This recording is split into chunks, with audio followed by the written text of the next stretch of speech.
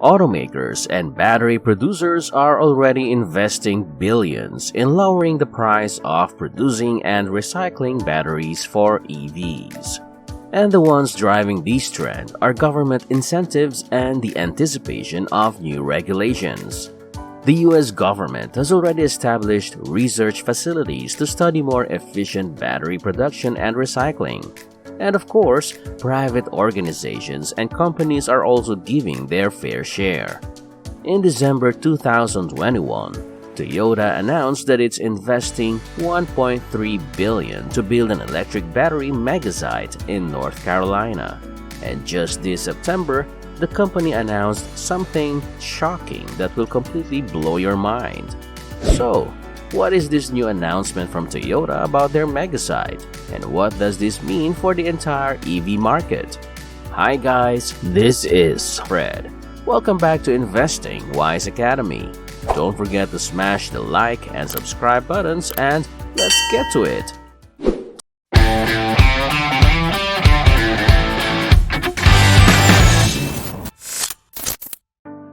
Toyota has announced a $5.6 billion investment in new plants in Japan and the United States to manufacture batteries for electric vehicles. While many automakers are betting the farm on electric vehicles, Toyota has stated that it is not yet sure that this is the wisest course of action. Toyota had set the standard for hybrid gas or electric automobiles for over 20 years. But when it comes to producing completely battery-powered EVs, the world's largest manufacturer has fallen behind most of its major worldwide competitors. Electric vehicles powered solely by batteries are available from competitors like Volkswagen, General Motors, and Ford, and there are many more EVs in the works. Toyota has been leading the charge in developing hydrogen fuel cell electric vehicles, eliminating the need for rechargeable batteries. Water vapor is the only thing the fuel cells would be emitting, so they'd be in line with the stricter environmental rules that are becoming the norm. California's declared plans to outlaw the sales of vehicles powered by internal combustion engines in the state by 2035 is one example of such a regulation. Now, President Joe Biden plans to sign an executive order mandating that half of all new vehicles sold in the United States be electric by 2030. President Joe Biden has announced the signing of an executive order that will establish a new objective to make 50% of all new vehicles sold in 2030 zero-emissions vehicles. Biden reaffirmed that a new EV incentive will be implemented at the point of sale to facilitate this transition. The government of President Joe Biden was also preparing a statement concerning electric cars. Ford, GM, and Stellantis have all stated plans for 40 to 50% of their new vehicle sales by 2030 to be electric vehicles in anticipation of this trend. Biden then wrote, "Drive American leadership forward on clean cars and trucks," in response to the news. Now, the most important change is an executive order that calls for half of all new vehicles delivered in 2030 to be zero-emissions vehicles. The president also discussed steps to help achieve this objective. However, many of them had already been announced, such as the review of fuel standards and the new infrastructure expenditures in the infrastructure bill. Reforming the federal EV tax credit is a significant new move lost in the shuffle of talk about the infrastructure bill. Since taking office, Biden has proposed transforming the incentive scheme into a rebate given at the time of purchase. Now, Toyota's comment on the new battery plant investment implied that the company was still exploring options to fulfill stricter emission regulations other than battery-powered EVs. As far as Toyota is concerned, there is more than one way to get carbon neutrality. The company also maintains that different countries and regions have vastly different opportunities to reduce carbon dioxide emissions as rapidly and thoroughly as possible, all the while safeguarding the livelihoods of its clients. In light of this, Toyota has pledged to keep adapting to the demands of its customers across the globe. This will be accomplished by the provision of a wide range of possibilities and the provision of numerous powertrains. Fuel cell-powered vehicles are significantly different. Cars powered by fuel cells require an entirely new infrastructure for refueling, enabling them to be refilled with hydrogen. Battery-powered electric vehicles that can be charged at home or at a growing number of public charging stations are a pretty different kind of vehicle than the type described here. In addition, these possibilities for filling remain highly restricted, particularly outside of California.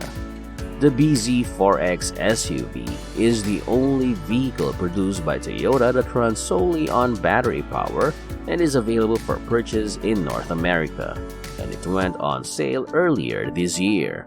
However, Toyota recently found itself advising its few early owners not to drive the cars because the wheels might come loose.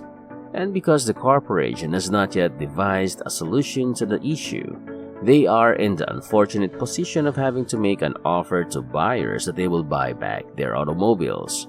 Moreover, roughly half of the funds that Toyota has said it expects to invest in the manufacture of electric vehicle batteries will be allocated to the expansion of a plant in Liberty, North Carolina, that is already being built.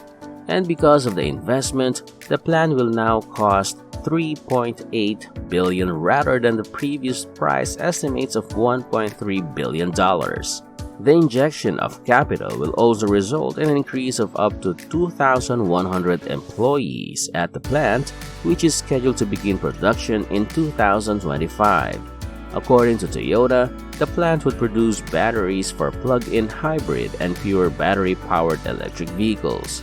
And these plug-in hybrid vehicles will include electric motors and internal combustion engines. Toyota also needs to produce more electric vehicle batteries in the United States. Increases in EV purchaser tax credits were just enacted, although restrictions depend on where batteries are manufactured.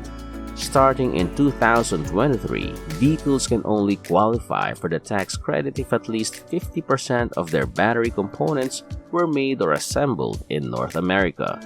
And in 2024 and 2025, that number increases to 60%.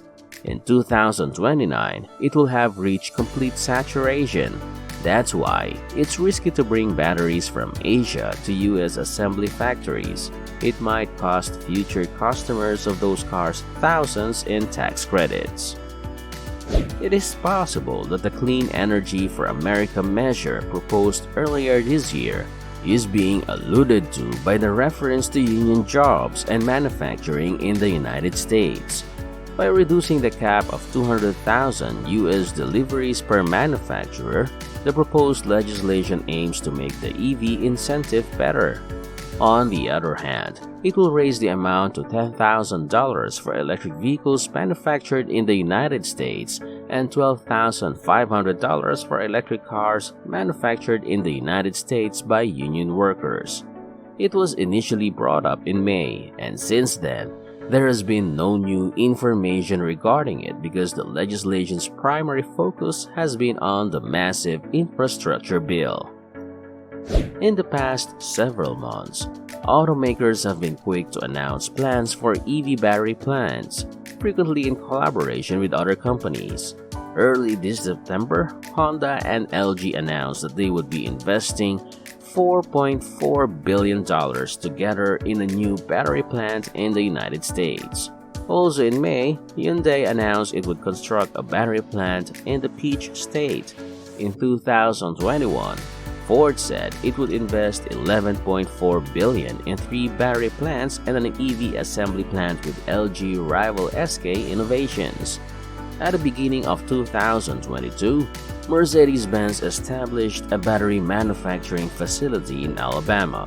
Additionally, Stellantis, the merged entity of Fiat Chrysler and the French automaker PSA Group, and LG announced plans for a battery factory in 2016. Now, General Motors and LG have invested a combined $7.2 billion in the construction of plants in the states of Ohio, Tennessee, and Michigan. they are considering establishing a fourth factory in the state of Indiana. The facilities in Tennessee and Michigan are now being constructed, while the facility in Ohio has just recently begun production. So, do you think Toyota's additional injection of funds for their North Carolina battery plant would allow them to catch up with other EV companies? Let me know what you think in the comments section below. So guys, Toyota isn't just catching up, they're also stepping up their game by developing a new battery technology to compete with existing lithium-ion battery. And if you want to know more about this, then click the box on your screen and enjoy watching.